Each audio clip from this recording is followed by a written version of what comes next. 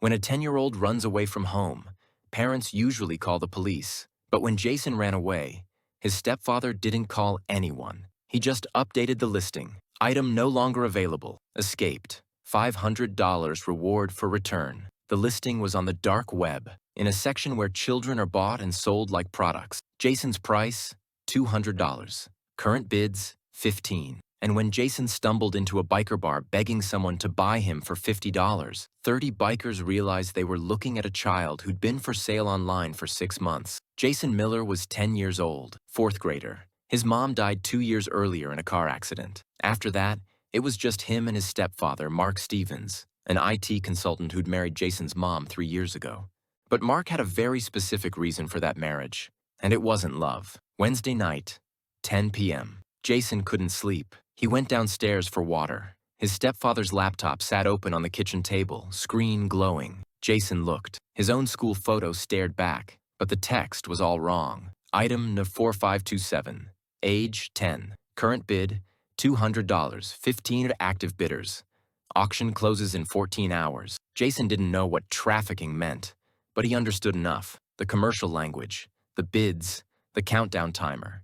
He was being sold. Tomorrow at noon. Jason grabbed his phone and took a picture of the screen. Then he ran upstairs, pulled out his savings jar, $50 from mowing lawns and walking dogs, and made a decision. He'd seen bikers around town. Tough guys, leather jackets, motorcycles. Tough meant protection. He knew where their bar was, 3 miles away. At 11 p.m., Jason climbed out his window and ran.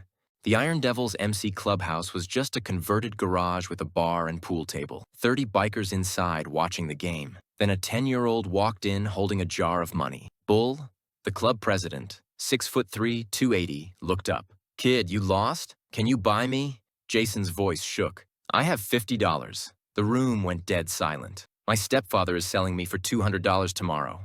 I only have $50. Is it enough?" Bull stood slowly. "What do you mean, selling you?" Jason showed them his phone, the photo of the listing, his face, his price, 15 bidders. Bull's expression went dark. So did every other face in that room. Everyone. "Now, we got a situation." 30 bikers surrounded Jason like a wall. Not threatening, protecting. Tank, their tech guy, examined the photo. "That's dark web trafficking." Bull made a call. FBI Special Agent Sarah Martinez had been tracking username Seller247 for 8 months. 15 known bidders. Multiple victims. But she'd never caught them. When Bull called, they'd worked together before. She was out the door in minutes. When she saw Jason's photo, her hands shook. "That's him. That's Seller247. You know this guy?" "I've been hunting him for 8 months." She looked at Jason. "You just broke my case wide open. What's your name, sweetheart?" "Jason Miller." "Jason, you're safe now, I promise." Martinez explained the plan. "Let the auction continue. Jason stays with Bull and his wife, safe, protected. Meanwhile, FBI monitors everything. When the buyer shows up, they arrest everyone. One coordinated strike on all 15 bidders simultaneously. One shot to take down the whole network. Jason spent the night at Bull's house. Bull's wife made hot chocolate. First time in months, Jason felt safe.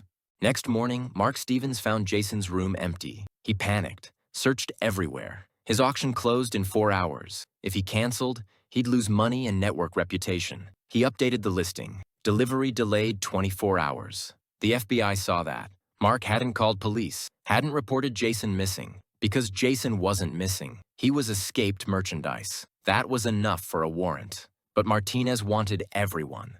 The auction closed at noon. Winning bid, $350. The buyer, an undercover FBI agent, arranged pickup for 8 p.m. at Mark's house. At 8:05 p.m., knock on the door. Mark opened it. "You're the buyer?" The agent nodded. "Where's the product?" "Upstairs. Let me—" "FBI, hands up!" 10 agents swarmed in. Mark hit the floor, handcuffed. "You're under arrest for human trafficking."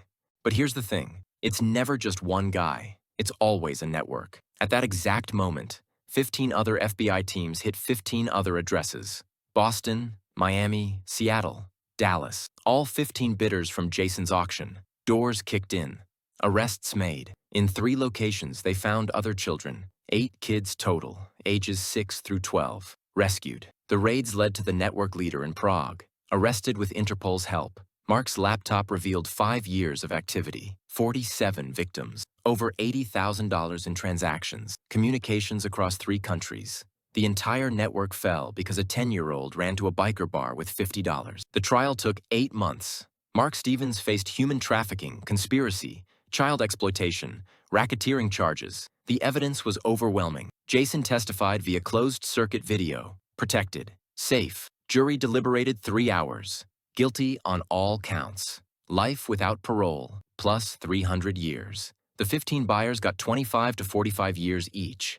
The network leader got death penalty. Jason's $50 jar became Exhibit A. The prosecutor held it up during closing arguments. This is the price of hope, $50.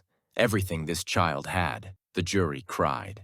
Jason was placed with his maternal grandmother. Quiet neighborhood, good schools. The 8 other rescued children were reunited with families. The FBI created Operation Jason's Hope, a task force focused on dark web trafficking. In 3 years, they've identified all 47 victims from Mark's network and brought them home. The Iron Devils got FBI recognition. Bull and Martinez became friends, meet monthly for coffee. The club donated $50,000 to the National Center for Missing and Exploited Children. Jason's $50 jar sits in an FBI display case in D.C.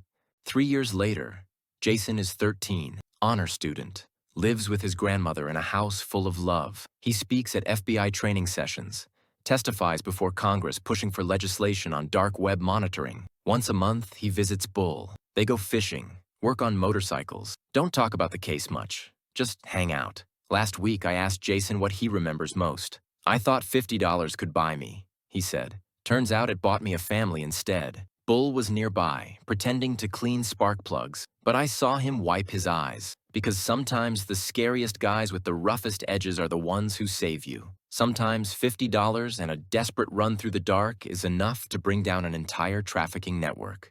Jason's safe now. 8 other kids are safe. 47 families have answers, all because a 10-year-old refused to give up, and because 30 bikers decided that protecting kids is what real strength looks like.